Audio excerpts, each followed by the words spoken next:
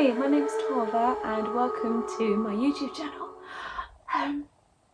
As you may or may not know, I struggle with something called muscle tension dysphonia, which means my voice cuts out all the time in everything I say and do. I'm starting to do these YouTube series again, and I'm going to focus and do a series on muscle tension dysphonia. I'm actually a professional singer, dancer and actor. And my career has been in the West End, big West End musical shows, and I've been touring and performing for over 10 years. I fell into mermaiding, and because it was a way for me to be able to create and to be expressive without having to need to use my voice. And so I'm trying desperately to be brave and use my voice anyway, and hope that this mic is picking up everything, because there will be times where my voice doesn't work at all, and it usually happens at the start of a sentence or the end of a sentence. Muscle tension dysphonia is a serious problem, and it has been catastrophic for my career, and it's been catastrophic for my personal life and my mental health. I have looked on YouTube to see if there were any other people that were struggling with this, and I didn't find that many, but I know that there are people out there, and I wanted to talk about it. The irony of trying to talk about something which is actually makes it hard for you to talk. You'll notice in the videos I create, even the mermaid content, when I'm out and about, I'll twitch my face. You'll notice it now. I'll blink a lot. My face will crunch up. I sometimes make funny noises just to try and make a sound. And the footage that you will see of me talking in these videos when I am out and about, which isn't much, which isn't often either, because of my voice. There you go. Because of my voice. The volume's turned up really loud when I'm editing, and you'll notice that as well as all the facial tension and twitches, you'll notice that my voice works the most when I'm laughing. My voice actually works the best when I'm crying, which I've done a lot of. But in the videos, the amount that I talk actually that's most of the talking that I've done that day, or in those times that I've been out with my mermaid, my sea siren sister Tasha, or whoever else I'm with. I've not spoken, I can't speak much. I find it very hard to speak in loud places. I'm actually talking really quietly at the moment, and it's very quiet in the house, so it's very hard to do. It took me a good minute to be able to start talking to you, the camera, right now. So if you've come to my page for mermaid content, then you are in the right place. But I'm also going to make a series talking about my voice.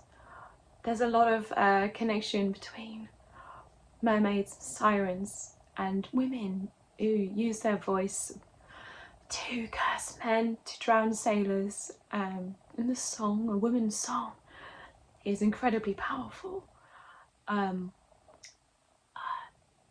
There is a beautiful link, tragic link, between women and voices. And our voices, for hundreds and hundreds of years, have been squashed and taken away. And there is a big wound, there's a big witch wound, there's a big woman womb wound when it comes to losing our voices. I think that's another video that I'm going to make, but this one I wanted to make as a preface to share with you. I'm going to attempt to vlog my journey and share with you my hopeful recovery, because it's destroyed my life, and anyone that has struggled with muscle tension dysphonia will know that you're terrified to be around people and all you want to do is be with people. My career, how I express myself, is through talking and acting and singing, and it's ruined my life. So what I'm hoping with talking to the camera is, as I'm editing and watching them back and sharing them with hopefully someone else, maybe perhaps you're watching this and struggling with muscle tension dysphonia.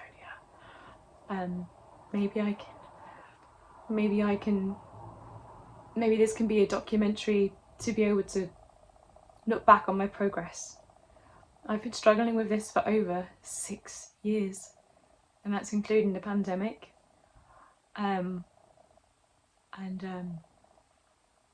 I know to you right now it doesn't sound like I have a problem, but to me it feels like I'm being choked. It feels like my throat is so closed up. It happens sometimes where it gets so closed up that I feel faint. I can't talk. I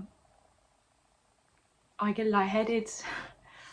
I panic. It is a real suffer in silence, and I realised through therapy that I finally reached out to this year through BAPAM. And BAPAM are the British Association of Performing Arts Medicine, who are my godsend, my saving grace. Because they are helping me. They're going to help me recover with my voice. I've not had luck with the NHS. I also tore my knee this year, which has been detrimental to my further ability to perform. So I'm going to document this, and I'm going to share this online here on YouTube. And hope that it will, maybe if you're struggling with an injury, whether you're a performer or not, and whether if you're struggling with your voice, maybe this will help you and it will help me too. I'm even just talking now, I'm amazed that this is working, because 5 minutes ago, where I live, 5 minutes ago someone shouted me goodbye, that they were leaving the house, and I could not make a noise. It was like I couldn't make a noise, and so they had to come in and say and repeat themselves, and I just had to wave because no sound came out, and it's so unpredictable, and it has had a horrific effect. So I just want to introduce myself. Obviously, my Taurva is my salt name, my siren name. For those of you into the world of sirens, and those of you who connect with the soul in a real deep spiritual way, for those of you who mermaid, for those of you who love the sea, for those of you who just maybe like me, I don't know. But Taurva is the name that I gave myself, I guess, in a way, for me to find my voice underwater without having to use it.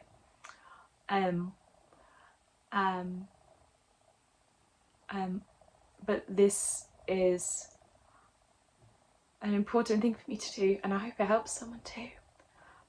So, muscle tension dysphonia. So what is muscle tension dysphonia? Muscle tension dysphonia is, how can I explain it? From my understanding, it's where you have vocal folds, tiny vocal folds, and which allow air to pass through, and they vibrate. They're very tiny, and they vibrate like this, but really, really, really fast. They vibrate like this, and as air comes through, it makes a sound. Stop, see, you can hear it. It makes a sound, and what mine doesn't do, mine doesn't close at the top, which means there's just this air, this gap. It doesn't close to make a strong sound.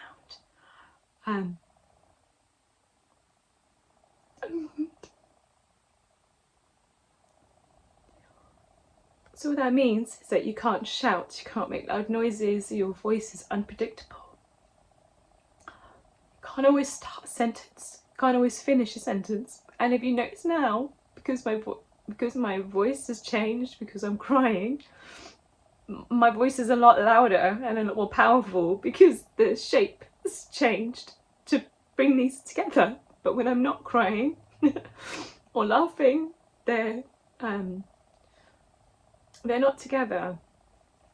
That's all I understand about it at the moment. But I can't go around crying all the time.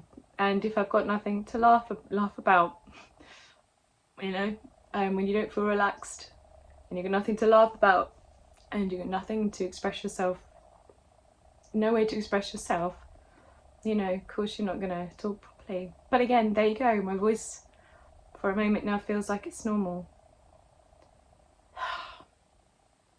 It has a lot to do with tension, and I've also recently discovered that I am struggling with PTSD, which is post-traumatic stress disorder. I have some big shit to work through, and I've only just become aware of it through my therapist, which I have only had 6 sessions with, and I'm waiting for more funding to be able to continue that. She also spoke about the vagus nerve has a lot to do. I don't know much about the vagus nerve, only that it controls everything, and stress can severely disrupt the mechanisms and your vagus nerve, which obviously has a big connection to my voice and to the voice. So right now, again, it might sound like my voice has no problems, but it's because I'm on my own right now. There's no one around me, there's no one asking questions. I don't know how this works. I don't know how I can speak to you now like this and do long sentences, but I can't do that if somebody's in front of me. Or, you know, if someone ran into the road, or a child ran into the road, I couldn't shout and stop to help. It's such a tricky, difficult, desperately difficult injury. But I hope that this is gonna clear things up by doing these videos and documenting my journey through healing my voice. So on that note, it is going to be a very emotional ride for me because I've been struggling. I struggle every day, every minute, not even exaggerating. Like now, after just recording this about 13-minute video, my voice is now tired. It's going to be very emotional because when you have muscle tension dysphonia, you can't always talk to be able to talk about it. So you hide and hold a lot of deep sadness and the desperation to be able to communicate. So I am going to document when it's really hard to talk to somebody, and I will do as best I can. So yeah, a video diary, I guess. So thank you for those of you who have watched the whole of this the whole way through, and I hope this brings somebody some peace, and I hope it brings me peace. But yeah, thank you for watching this. Oceans of love, stay wild, and I will see you in the next video, whichever one you decide to watch, whether it's my muscle tension dysphonia journey or my other mermaid videos. They're quite old, but hopefully I'll be able to do a little more, but I have to be really careful because I tore my knee in a dance audition, which is another topic to talk about at some point. But mermaiding, being underwater, helps. I can't walk, I can't run, I can't jump, I can't bend, I can't pick up my knee. I tore my MCL and I have a cyst and another tear in my meniscus. But swimming in a mermaid tail, not for a long period of time, is actually really helpful. So go figure. Anyway, on that note, whatever video you're here for, I hope that it inspires or brings you some peace or brings you some joy.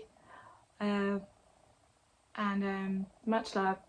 Namaste, stay wild, and I will see you in the next video. Thank you so much for watching.